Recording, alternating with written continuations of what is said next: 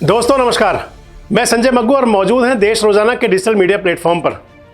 देश रोजाना की स्पेशल सीरीज किस्सा सियासी है के तहत आज आपके साथ चर्चा में हूं एक ऐसे उपचुनाव को लेकर कि जो हरियाणा में सरकार के गठन के महज 1 साल बाद हुआ था।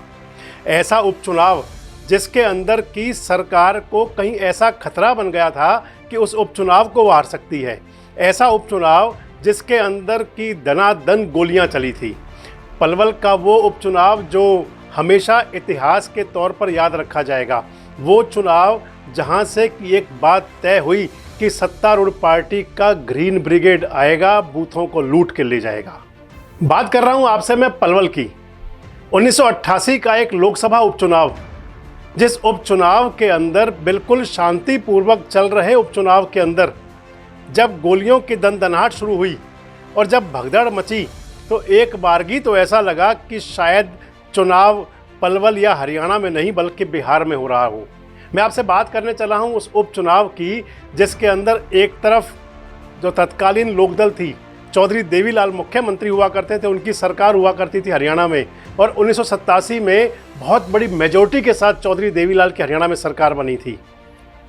और उसी 1987 के 1 साल बाद जब उपचुनाव हुआ तो उस उपचुनाव में जाने सरकार को यूँ क्यों डर लग गया कि इस उपचुनाव को हार सकते हैं।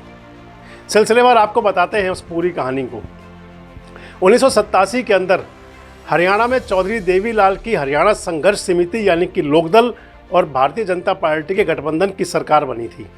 गठबंधन की सरकार के मुखिया थे, हरियाणा के मुख्यमंत्री थे चौधरी देवीलाल, और चौधरी देवीलाल के लाडले थे चौधरी ओम प्रकाश चौटाला। उनके दूसरे पुत्र रंजीत सिंह सरकार के अंदर मंत्री थे। ओम प्रकाश चौटाला के पास कोई ओहदा तो नहीं था, लेकिन संगठन के रूप में ओम प्रकाश चौटाला सबसे पावरफुल व्यक्ति थे। और उस चुनाव के अंदर यानी कि 1987 में जो चुनाव हुआ था, उस चुनाव में जितनी भूमिका चौधरी देवीलाल की थी, अगर ये कह दें कि चौधरी ओम प्रकाश चौटाला भी उतने ही सक्रिय हुआ करते थे तो कोई बड़ी बात नहीं है। सरकार बनी और सरकार बनने के साथ ही चौधरी देवीलाल हरियाणा की सीमाओं से निकलकर पूरे देश के अंदर कांग्रेस की सरकार के यानी कि जो राजीव गांधी जी की सरकार थी, उस सरकार के विरोध में माहौल बनाने में जुट गए। चौधरी देवीलाल जुट गए पूरे विपक्ष को इकट्ठा करने में, और इसी के साथ ही हरियाणा के कामकाज जैसे उनके पुत्रों के पास थे और चौधरी देवीलाल पूरे देश को संभालने लगे थे। 1988 का वर्ष आया। 1988 के वर्ष के अंदर फरीदाबाद के सांसद हुआ करते थे चौधरी रहीम खां। 84 में सांसद बने थे, 88 में उनका इंतकाल हो गया। चौधरी रहीम खां का इंतकाल होने के बाद में फरीदाबाद लोकसभा का उपचुनाव घोषित हुआ।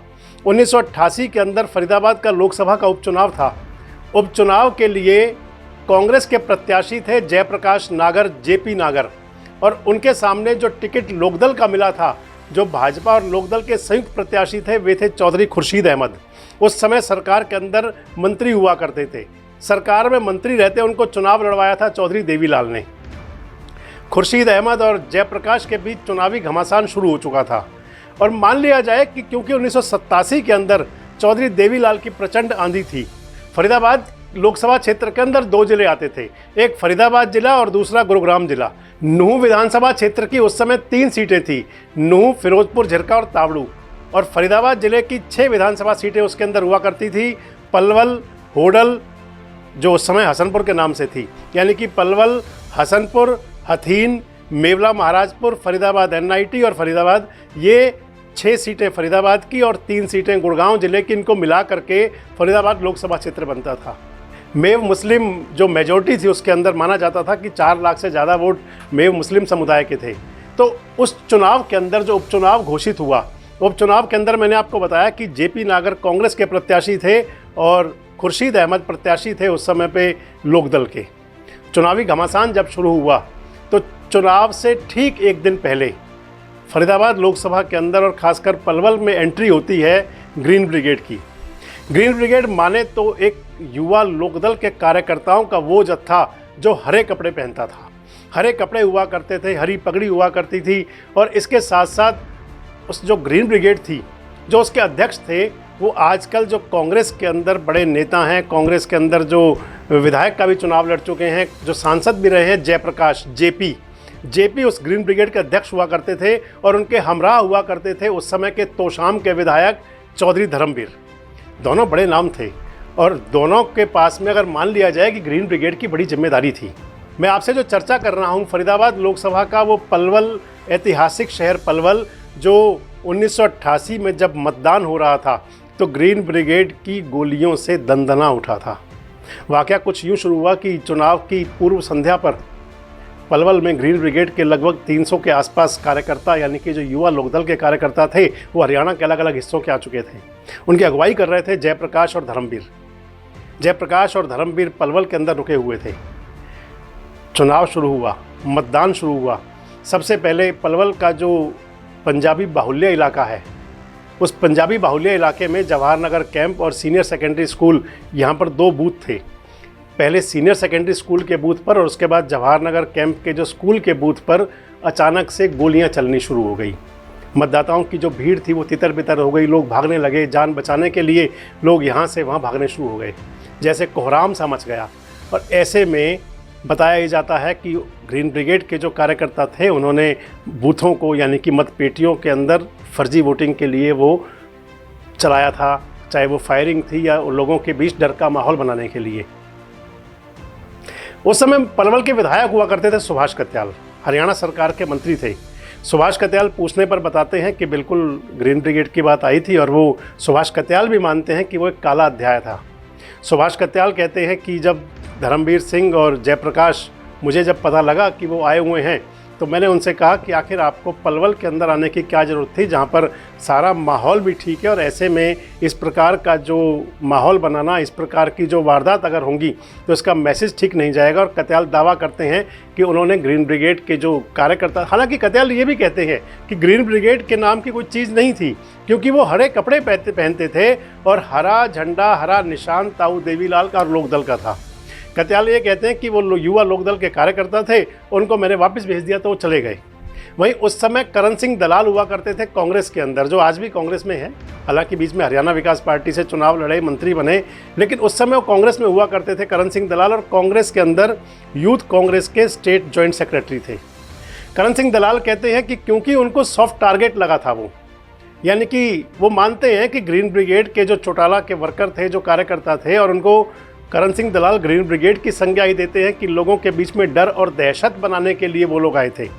वो कहते हैं क्योंकि जहाँ गोली चली थी, जहाँ फायरिंग की गई थी, वो पंजाबी समुदाय के लोग थे वहाँ पर जो मतदाता थे, और पंजाबी समुदाय के मतदाताओं को सॉफ्ट टारगेट करते हुए करण सिंह दलाल तो ये कहते हैं कि मात्र 1 साल के अंदर ही लोकदल का विरोध शुरू हो गया था। लोग जो सरकार के विरोध में हो गए थे और कांग्रेस के जो प्रत्याशी थे उनके पक्ष में वोटिंग की उम्मीद थी, और उसको देखते हुए कहीं ऐसा ना हो जाए कि मतलब वोटों में गड़बड़ ना हो, तो ग्रीन ब्रिगेड के कार्यकर्ताओं ने ऐसा माहौल बनाया कि जिससे लोग मतदान के लिए जा ही ना सकें। अब क्योंकि वो चुनाव हो चुका था, उस उपचुनाव के दौरान जो फायरिंग की घटना हुई, जो भी वारदात हुई, करण सिंह दलाल तो ये भी दावा करते हैं कि उसके जो छर्रे निकले थे वो कुछ लोगों को लगे भी थे, लोग चोटिल भी हुए थे, लेकिन ना उनकी FIR हुई, ना उनको समय पर इलाज मिला। और बड़ी बात यह है कि उस दौरान, यानी कि चुनाव आयोग की क्या भूमिका रहती होगी, आप सोच सकते हैं कि जिसके बारे में घंटों तक कोहराम मचा रहा, फायरिंग के बाद में मामला गड़बड़ा सा गया, वहाँ पुलिस भी ज़रूर पहुँची होगी, लेकिन उस किसी भी उन दोनों बूथों में से कहीं पर भी रीपोलिंग नहीं हुई। आज हालांकि अगर कोई छोटी सी घटना भी हो जाए तो उस समय चुनाव आयोग वहाँ पर रीपोलिंग के आदेश कर देता है उन बूथों पर, और कई बार तो पूरे क्षेत्र के अंदर रीपोलिंग हो जाती है, लेकिन वहाँ पर कोई रीपोलिंग के आदेश नहीं हुए। मतगणना हुई और मतगणना के बाद में वहाँ खुर्शीद अहमद पलवल और फरीदाबाद लोकसभा से चुनाव जीत गए। खैर, चुनाव जीत गए ये अलग मैटर है, लेकिन ये ज़रूर है कि उस चुनाव के बाद में न केवल पलवल बल्कि आसपास ये माहौल बन गया कि ग्रीन ब्रिगेड के कार्यकर्ता आएंगे, बूथों को लूट के ले जाएंगे। आरोप तो यहाँ तक भी लगे कि ग्रीन ब्रिगेड के जो कार्यकर्ता थे वो छोटे दुकानदारों तक को नहीं छोड़ते थे, वहाँ लूटमार भी हो जाती थी। हालांकि हम ऐसी किसी बात से इत्तेफाक नहीं रखते, क्योंकि विपक्ष के लोगों का ये आरोप होता है, क्योंकि आज की जो युवा पीढ़ी है उनको जानना जरूरी है कि आखिर पिछली राजनीति कैसी थी। तो उस समय ये कहा जाता है कि जो विरोधी पक्ष के लोग हैं, विपक्षी पार्टियों के लोग हैं, वो दावा करते हैं कि उस समय जो ग्रीन ब्रिगेड के लोग ऐसा किया करते थे। इतना ही नहीं, इस ग्रीन ब्रिगेड का अगर हम ये कहें तो एक बार मसला विधानसभा के अंदर भी उठा।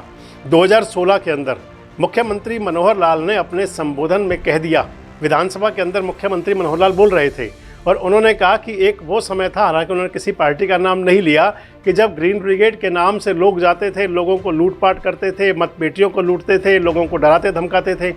अभय सिंह चौटाला ने उसका पूरा प्रोटेस्ट भी किया था और अभय सिंह चौटाला ने ये भी कहा था कि ऐसा कुछ भी नहीं था। वो जो ग्रीन ब्रिगेड जिसको नाम दिया जाता है वो युवा लोकदल के कार्यकर्ताओं की टीम थी। और जब ये चर्चा चली तो आप इससे इत्तेफाक मानिए कि जयप्रकाश भी विधायक थे और जयप्रकाश यानी कि जेपी भी विधानसभा के अंदर थे। और जेपी ने कहा उस समय विधानसभा के अंदर खड़े होकर के कि ग्रीन ब्रिगेड की जो नाम कहा जाता है, ग्रीन ब्रिगेड तो युवा लोकदल के कार्यकर्ताओं की एक टोली थी, युवा लोकदल के कार्यकर्ताओं का एक ग्रुप था और जयप्रकाश युवा लोकदल के हरियाणा के अध्यक्ष हुआ करते थे। जयप्रकाश ने विधानसभा के अंदर कहा कि जो ग्रीन ब्रिगेड की जो परिकल्पना थी, जो ग्रीन ब्रिगेड बनी थी, जिसे ग्रीन ब्रिगेड कहा भी जाता है अगर, तो वो लाल कृष्ण आडवाणी, अटल बिहारी वाजपेयी और चौधरी देवीलाल, इन 3 बड़े नेताओं के कहने से बनी थी। जयप्रकाश ने अपनी बात के दावे में उस समय विधानसभा में कहा और उसी समय अभय सिंह चौटाला ने ये बात विधानसभा के अंदर कही कि क्योंकि कांग्रेस के जो लोग थे, उत्तर प्रदेश के अंदर लोकसभा का उपचुनाव होना था और उस उपचुनाव के लिए जिसमें कि विश्वनाथ प्रताप सिंह चुनाव लड़ने वाले थे इलाहाबाद से, और वहाँ पर क्योंकि सामने अमिताभ बच्चन चुनाव लड़ रहे थे और विश्वनाथ प्रताप सिंह के रूप में पूरे देश के अंदर विपक्ष के लोगों को चौधरी देवीलाल और वीपी सिंह यानी कि बीजेपी के जो बड़े नेता, ये सब मिलकर के विपक्ष को इकट्ठा कर रहे थे। और अभय सिंह चौटाला ने विधानसभा में ये बात कही थी कि उन्होंने कहा क्योंकि उस समय जेलों में बंद कैदियों को बाहर निकाला जा रहा था और उनका मुकाबला करने के लिए ये चौधरी देवीलाल, अटल बिहारी वाजपेयी और लाल कृष्ण आडवाणी की एक सोच थी कि ऐसे कार्यकर्ताओं की एक टीम, एक फौज तैयार की जाए जो किसी भी प्रकार के अन्याय का, आतंक का और अत्याचार का मुकाबला कर सके। एक तरफ जहाँ ग्रीन ब्रिगेड के बारे में ये कहा जाता है कि उन पर ये आरोप लगते रहे कि वो बूथ लूटते थे, लोगों को लूटते थे, लोगों को परेशान करते थे, ज़मीनों पर कब्जे करते थे, लेकिन दूसरी तरफ अभय सिंह चौटाला ने ये विधानसभा के अंदर कहा था और बाद में भी कहते रहे कि ग्रीन ब्रिगेड की जो परिकल्पना थी वो अन्याय, अत्याचार और आतंक का मुकाबला करने के लिए लोकदल के युवाओं की एक टीम थी जो हरे कपड़े पहना करते थे।